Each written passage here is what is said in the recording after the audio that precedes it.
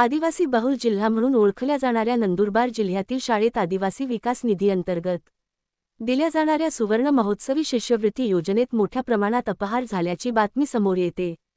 या शाळेतील आदिवासी विद्यार्थ्यांना शासनामार्फत दिल्या जाणाऱ्या सुवर्ण महोत्सवी शिष्यवृत्तीमध्ये मोठ्या प्रमाणात अपहार झाला असून शाळेचे संचालक व मुख्याध्यापक यांनी संगनमत करून सदर शिष्यवृत्तीचे पैसे लाभार्थी विद्यार्थ्यांच्या बँक खात्यावर जमा न करता संस्थाचालक व मुख्याध्यापक यांच्या ओळखीच्या व्यक्तींना विद्यार्थ्यांचे बनावट पालक दाखवून त्यांच्या बँक खात्यावर जमा करण्यात आले आहेत।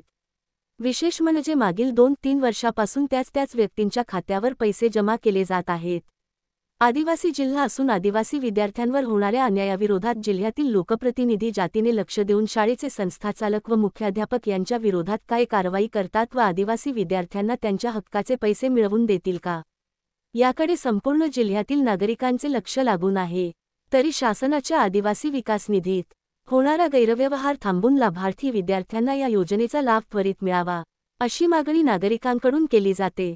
ई-मराठी न्यूज नेटवर्क। ई-मराठी न्यूज हे चॅनल सत्य आणि प्रामाणिकतेवर आधारित सामाजिक, शैक्षणिक, आरोग्य, आध्यात्मिक, राजकारण व प्रवास विषयांवरील माहिती सादर करून सकारात्मक बदल घडवण्यास कटिबद्ध आहे। पुढील लिंकवर क्लिक करून आजच चॅनलला सबस्क्राइब करा।